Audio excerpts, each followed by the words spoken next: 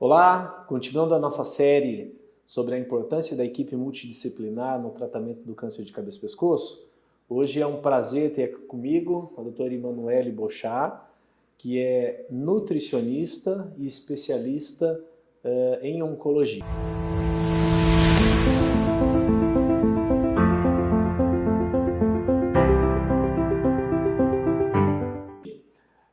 Manu, para os íntimos, bem-vinda, obrigado por estar aqui comigo hoje. E eu acho que é importante a gente comentar, e eu gostaria que você nos desse uma visão geral sobre a importância do acompanhamento nutricional de um paciente que foi recém-diagnosticado com câncer de cabeça e pescoço, ou está em tratamento, ou que já terminou o tratamento oncológico dele. Muito obrigada, doutor Pedro, pelo convite. É um prazer falar desse assunto que eu gosto tanto de trabalhar, né? Esses pacientes são pacientes que requerem um cuidado nutricional, então acho super importante a gente disseminar conhecimentos acerca, né? O nutricionista, então, é o profissional que vai conduzir esse paciente desde o diagnóstico, né? Então é importante a gente acompanhar imediatamente após o diagnóstico para a gente minimizar o máximo possível as consequências aí, né, das intervenções do tratamento oncológico por si.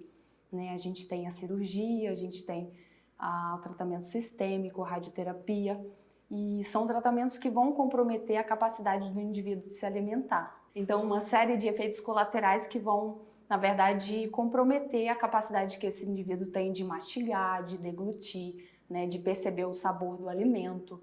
Né? Então, o nutricionista ele vai identificar esses efeitos e na verdade a gente vai trabalhar em cima basicamente nesses efeitos. Eles podem levar à perda de peso e à perda de massa muscular, e a gente tem isso muito bem documentado na literatura, né, de que indivíduos com mais perda de peso e de massa muscular, eles têm uma tolerância reduzida a essas terapias por si, né? Então, ao longo da trajetória, a gente identifica precoce, a gente acompanha semanalmente, a depender do tratamento. Por exemplo, a radioterapia, né, esses pacientes de uma semana até a outra, eles podem ter uma perda aí de 5%, né, que já é uma perda grave, né, e ao final do tratamento, não menos importante, a gente precisa também reabilitá-lo, né, porque ao final ele pode ter utilizado uma sonda, né, para se alimentar, ele pode ter consequências aí que afetem de fato a sua capacidade de tolerar alimentos na sua consistência habitual. Né? Então é muito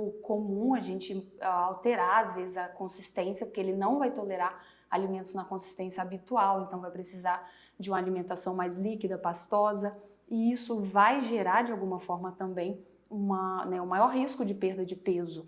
Né? Então a gente precisa entender o quanto ele consome, o quanto ele precisa e o que não é atingido, aí a gente também precisa de utilizar suplementos nutricionais. Perfeito. Né? E existe uma recomendação, vamos falar do caso talvez mais dramático, assim, que é o paciente fazendo quimio e radioterapia. Invariavelmente esse paciente perde peso ao longo do tratamento, porque é um tratamento pesado, é um tratamento tóxico, né? Gera muita mucosite, ele fica com disfagia, ele tem dor, então ele acaba perdendo peso. Para esse paciente em específico, existe uma recomendação de dietas hiperproteicas, hipercalóricas, ou isso não existe uma regra, cada paciente é visto de forma individualizada? Como é que isso funciona? Eu acho que a gente vive a era da medicina, né, da oncologia de precisão, então a gente individualizar cada caso é super importante. Né? É um tratamento que tem efeitos como citados anteriormente, que vão comprometer, né? Então alguns nutrientes eles são demandados em maior quantidade, como por exemplo garantir uma oferta calórica, especialmente no caso de nutrientes, né? Oferecer uma dieta hiperproteica, né, para apoiar o anabolismo muscular. Muitos medicamentos quimioterápicos eles alteram a síntese proteica, né, então isso vai favorecer com que ele tenha uma perda muscular. Né, e essa perda muscular, por conseguinte, ela pode também piorar a tolerância, né, então reduzir a capacidade do paciente muitas vezes completar os ciclos, né, e a gente vê isso claramente na literatura, né, o quanto que paciente que está com a massa muscular adequada, ele tem uma tolerância maior, ele tem uma diminuição aí dos eventos adversos oriundos do tratamento em si. Então, sim, existe essa necessidade maior. Perfeito. Então, assim, quando a gente vê um paciente, e às vezes, depende, principalmente mulher, né? Perdendo peso, durante elas vivem até felizes, né? Mas, na verdade, junto esse peso que está perdendo não é só gordura depositada, está perdendo músculo, né? E isso compromete, você já comentou, a tolerância ao tratamento que ele está, né, fazendo, e também compromete a disposição desse paciente. Quem perde músculo fica cansado, eu costumo dizer. Quem fica cansado não quer sair da cama. Se não sai da cama, não usa o músculo, perde mais músculo e a gente entra num ciclo vicioso, né? Então, acho que é fundamental que esse paciente seja acompanhado e que a gente tente evitar esse ciclo, ou a gente precisa quebrar esse ciclo de alguma maneira, né? Exatamente, né? E como você disse inicialmente, né? Esses pacientes, eles no começo, poxa, que legal, estou perdendo peso, mas na verdade não é peso que eles estão perdendo, né? É massa muscular.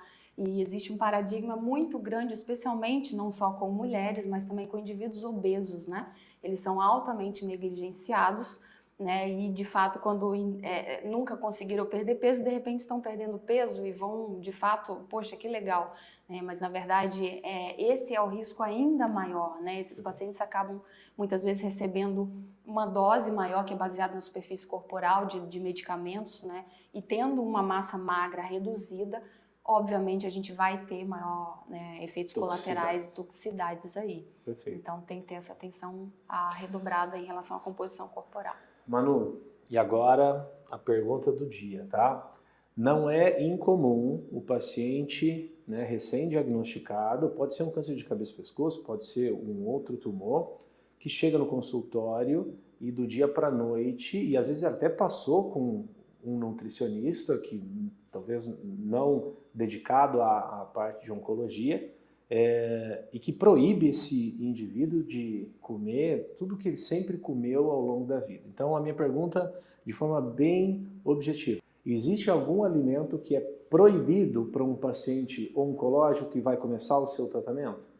Olha, Pedro, eu acredito e até o momento eu diria que não tem um alimento proibido, né? A gente e até o próprio paciente, seus familiares, muitas vezes eles associam que, né, o alimento vai curar, né? Então, assim, é uma coisa que a gente tem de desmistificar. A alimentação, ela é aliada ao tratamento, né? É claro que uma alimentação desregrada, ela vai contribuir para que o indivíduo tenha um pior desfecho, né? É óbvio, mas dizer que tem algum alimento proibido, eu diria que não tem nenhum alimento proibido, né? Obviamente, existem os alimentos que a gente recomenda com maior regularidade, os alimentos saudáveis, frutas, legumes, verduras, né? Uma dieta mais hiperproteica, né? Mas não tem um alimento proibido, e a gente lembrar e desmistificar essa história também de crucificar os alimentos, né? Porque alimento não é só o que a gente ingere, né? O alimento ele está associado a uma memória afetiva, né? Aquele bolo que eu consumia quando a minha avó reunia a família, né? Então, assim, além da propriedade nutricional, existem também as outras funções do alimento, né? Então, não tem um alimento proibido. Nem mesmo o açúcar, correto? Nem mesmo o açúcar, né? Eu pergunto isso, só fazer aqui um adendo, porque existe uma conversa, e isso você certamente ouve diariamente, o paciente chega no consultório e fala: doutor, eu sei que eu não posso mais comer açúcar, porque o açúcar vai alimentar o meu câncer. Esse é um grande dilema, né? Na verdade, eu diria que é o maior de todos, né? A gente recebe essa pergunta todos os dias, né? E aí, mais uma vez, né? Uma alimentação desregrada vai ser ruim, né? Uma alimentação com muito açúcar será ruim, claro, mas dizer que o açúcar é proibido também não é proibido, né? A gente tem que lembrar da bioquímica básica, que tudo que a gente come vira glicose, né? Então, que é açúcar. Exatamente, né? Então, é isso, né? A gente saber inserir, inclusive, o próprio açúcar no contexto onde ele não vai ser metabolizado de uma forma ruim. Né? Isso tudo tem que conhecer como é a rotina do paciente e como a gente pode encaixar isso sem prejuízos e consequências. Perfeito. Para finalizar, Manu, quando o paciente ele é diagnosticado com câncer de cabeça e pescoço, aqui a gente já tem a rotina de encaminhar para avaliação nutricional, né? E alguns, diria que a maior parte desses pacientes já perdeu algum peso desde o início aí dos sintomas. Existe um corte, ó, acima de tantos por cento, assim, bandeirinha vermelha, maior atenção, qual é esse corte? 5% de peso, 10% de peso, 15% de peso? Boa pergunta, né? Identificar a perda de peso, o quanto isso pode ser grave, pode ser em 1 quilo, pode ser 1%, mas em quanto tempo, né? A gente costuma valorizar os 5% e o 10%, né? Perdeu 5% e 10%, levanta a bandeira, mas na verdade quando eu tenho uma perda de peso de 1% em uma semana, isso representa muita coisa, né? Então esse é um ponto super importante a ser identificado, né? Em quanto tempo essa perda ocorreu. E para que isso possa ser identificado, esse paciente precisa ser acompanhado por um profissional. Caso contrário, esses sinais de alerta são perdidos e, eventualmente, a gente perde a oportunidade de intervir no momento adequado. É isso? Exatamente. Intervir precocemente, eu acho que é a palavra-chave, né? A gente identificar precoce e acompanhar para que esse paciente tenha o melhor desfecho clínico possível. Maravilha.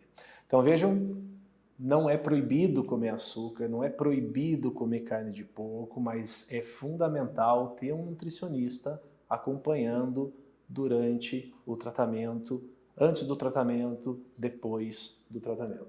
Manu, obrigado pela tua presença, acho que foi fantástico, acho que esclareceu a dúvida aí de muita gente. E se você tiver gostado do vídeo, deixa aí o seu like, se inscreve no canal, ativa o sininho e a gente se vê no próximo vídeo. Obrigado, Manu. Muito obrigada.